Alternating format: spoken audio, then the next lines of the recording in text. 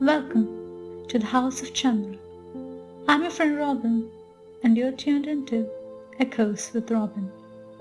If you're looking to gently unwind and drift into peaceful sleep after a long day, consider subscribing to our channel, for we bring you calming stories from around the world, each one crafted to relax your mind, and narrated like a bedtime tale from a trusted friend.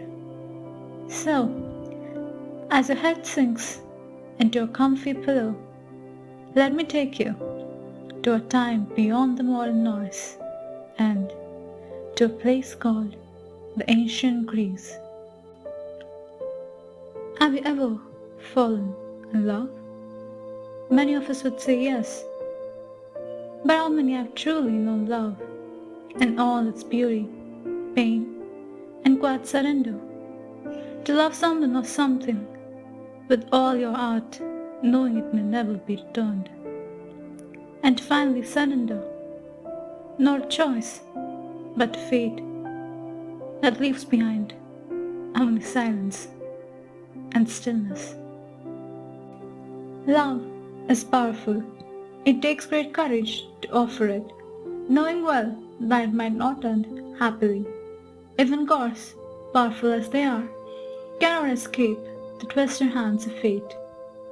Tonight, we tell the story of such a love, of the radiant sun god Apollo and the forest nymph named Daphne, whose beauty and spirit could not be tamed. Apollo, the son of Zeus, the king of the Olympians, and Leto, the Titan goddess of modesty, was born on the sacred island of Delos, alongside his twin sister Artemis. While Artemis became the goddess of the hunt, the moon, and the wilderness, Apollo shone with many gifts: god of music, healing, prophecy, archery, and most famously of the sun. He was admired for his grace and his beauty, the perfect image of a Kuros, a young god, golden and eternal. And though many loved him and he loved many, the story of Daphne, often referred to as his first love, was unlike any other. Daphne was a naiad, a water nymph, daughter of the river god Peneus.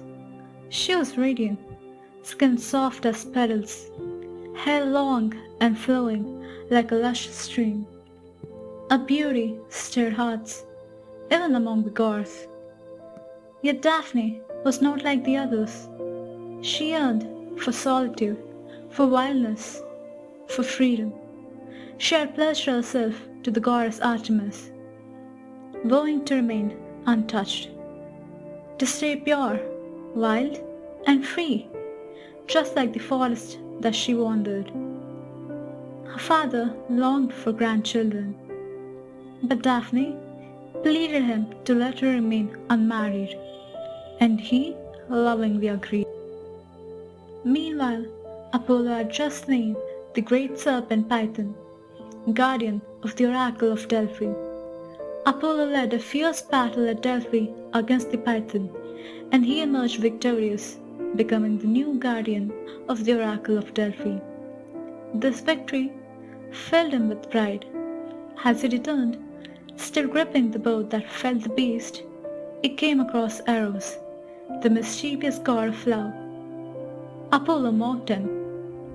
"Leave the bow to those with strength," he sneered. "Love is too small a task for arrows." Insulted, Eros rose to the peak of Mount Parnassus. There, with calm fury, he shot 2 arrows. The golden one struck Apollo's heart, igniting a fierce, uncontrollable love for Daphne. The second, tipped in lead, pierced Daphne and turned her heart cold to Apollo's flame. All of a sudden, Apollo was now consumed. From his golden chariot, driven by 4 divine horses, he called to Daphne as he circled the earth. But Daphne, underneath, felt only discomfort and inexplainable dread. He called again and again, but she never answered. Day after day, his obsession grew, while Daphne continued to remain unresponsive to his calls. And finally, Apollo descended to find her. On the fateful day, Daphne was resting beneath the shade of a tree. As she petted a little bunny, the forest whispered, the breeze kissed her skin, and all was still until she felt it, a chill, away in the air. Then she heard him, the crack of twigs, the hush of breath. Her heart pounded, her hands trembled, her soul recoiled, and she did what her soul urged her to do. So she ran. Through the forest she flew, her feet skimming the earth she once danced upon. Behind her, Apollo did what his soul urged him to do. So he ran after her, pleading, shouting, I mean you no harm, Daphne. I'm none but your lover. Blinded by his obsessive love, Apollo couldn't see the truth. The truth that she did not love him. She did not want him. She only wanted to be free. With every step, her desperation grew. She prayed tearfully to her father, please save me from him. And Peneus, sorrowful, but knowing her heart, answered. Just as Apollo reached for her, his hands brushing her waist, he felt it. Her warmth turned to wood. Before his eyes, her limbs stiffened into branches, her feet rooted into the earth. Her eyes stretched skyward, blooming into leaves, her soft skin roughened into bark. Apollo froze. The woman he loved had vanished. In a place stood a laurel tree, proud and silent. And yet, in its branches, he still saw her.